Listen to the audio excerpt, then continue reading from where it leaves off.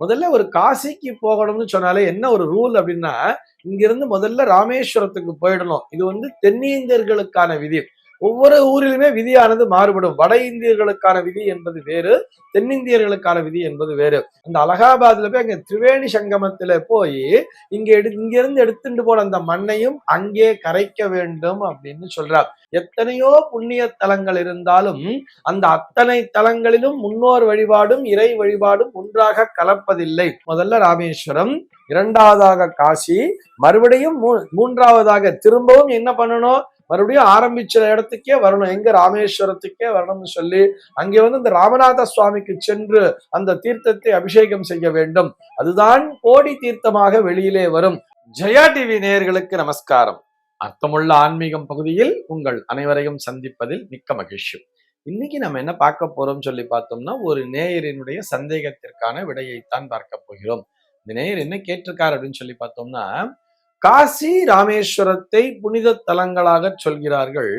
எத்தனையோ புண்ணிய தலங்கள் இருக்க இந்த இரண்டிற்கு மட்டும் அப்படி என்ன தனி சிறப்பு என்பதுதான் அவருடைய கேள்வியாக அமைந்திருக்கிறது.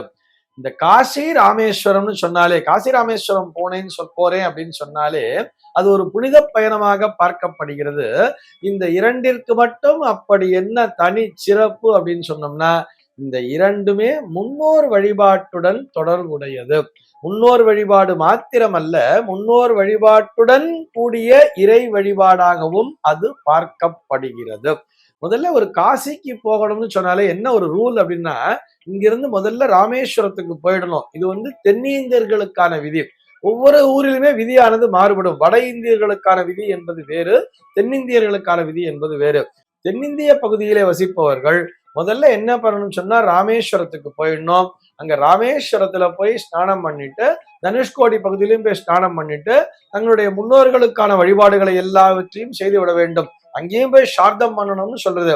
அந்த சார்த்தாதிகள்லாம் பண்ணிட்டு, தனுஷ்கோட்டிலையும் ஸ்நானம் பண்ணிட்டு, அங்கே மணலால் லிங்கங்களை பிடிக்க வேண்டும். மணலால லிங்கம் பிடிக்கும்போது ஆத்மலிங்கம் அப்படிங்கிற ஒரு விஷயத்தையும் பண்ணுவார். இந்த மாதிரி லிங்கங்களை பிடித்து விட்டு அந்த மீதி 4 லிங்கங்களை அங்கேயே கரைச்சிட்டு ஒரு லிங்கத்தை மட்டும் அப்படியே மண்ணோட எடுத்து ஒரு சொம்புல போட்டு வச்சுக்க சொல்லுவார்.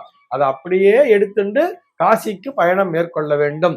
அங்கே போய் அந்த பிரயாக்ராஜ்னு சொல்றா இல்லையா, அந்த அலகாபாத்ல போய் அங்க திரிவேணி சங்கமத்துல போய் இங்கிருந்து எடுத்துட்டு போன அந்த மண்ணையும் அங்கே கரைக்க வேண்டும் அப்படின்னு சொல்றார். இங்கிருந்து அங்க எடுத்துட்டு போய் கரைக்கணும்னு சொல்லியிருக்கார்.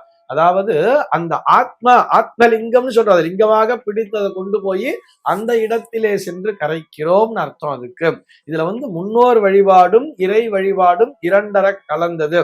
எத்தனையோ புண்ணிய தலங்கள் இருந்தாலும் அந்த அத்தனை தலங்களிலும் முன்னோர் வழிபாடும் இறை வழிபாடும் ஒன்றாக கலப்பதில்லை. மற்ற புண்ணிய தலங்கள்ல பார்த்தோம்னா ஒன்று இறை வழிபாட்டிற்கு மாத்திரம் சிறப்பானதாக இருக்கும், அல்லது வெறுமனே ஒரு முன்னோர் வழிபாட்டிற்கு மாத்திரம் சிறப்பான தலங்களாக இருக்கும். இது இரண்டும் இரண்டர கலந்த ஒரு விஷயம்தான் இந்த 2 தலங்கள். இங்க போய் நம்ம அங்க கரைச்சிட்டு அங்கேருந்து என்ன பண்ணணும், மறுபடியும் ஒரு கங்கா ஜலத்தை கையில எடுத்துக்கணும். அந்த ஜலத்தை எடுத்துட்டு காசியில அங்க இருக்கக்கூடிய அந்த முன்னோர் வழிபாடுகள் எல்லாம் செய்து முடிக்க வேண்டும். காசி கயா எல்லாம் போயிட்டு கயா சார்தெல்லாம் பண்ணிட்டு எல்லாம் முடிச்சுட்டு திரும்ப வரும் பொழுது மீண்டும் அங்கிருந்து அந்த கங்கை நீரை கையிலே கொண்டு இங்க அந்த ராமநாத சுவாமிக்கு அபிஷேகம் செய்தால்தான் அந்த தீர்த்த யாத்திரையானது முழுமையடையும்னு சொல்லியிருக்கார். இத எப்படி முதல்ல ராமேஸ்வரம், இரண்டாவதாக காசி, மறுபடியும் மூன்றாவதாக திரும்பவும் என்ன பண்ணணும், மறுபடியும் ஆரம்பிச்ச இடத்துக்கே வரணும். எங்க ராமேஸ்வரத்துக்கே வரணும்னு சொல்லி அங்கே இந்த ராமநாத சுவாமிக்கு சென்று அந்த தீர்த்தத்தை அபிஷேகம் செய்ய வேண்டும்.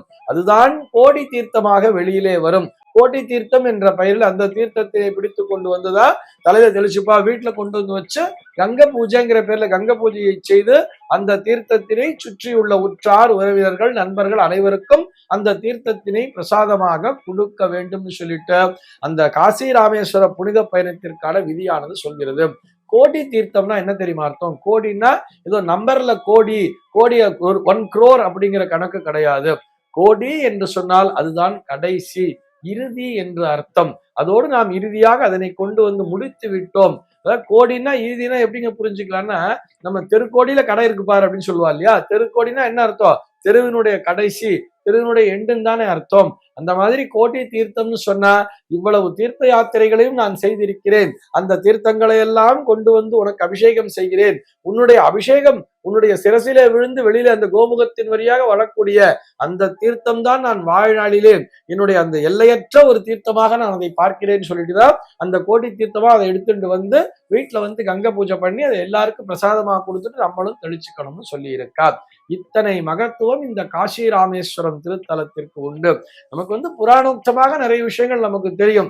ராமேஸ்வரத்துல வந்து ராமனானவர் அங்கே மணலாலை லிங்கம் பிடித்து ராமரும் சீதையும் ஒன்றாக இணைந்து அந்த இடத்துல மணல் லிங்கத்தை பிடித்து அங்கே அவர் பூஜித்தார். அதுதான் ராமநாத சுவாமி. அதனாலதானே சிவனுக்கு ராமநாதன் என்றே பெயர். ராதன்னா தலைவன், ராமனுக்கே தலைவராக அந்த இடத்திலே பரமேஸ்வரன் காட்சி அளித்ததால் அவருக்கு ராமநாத சுவாமி என்று பெயர்.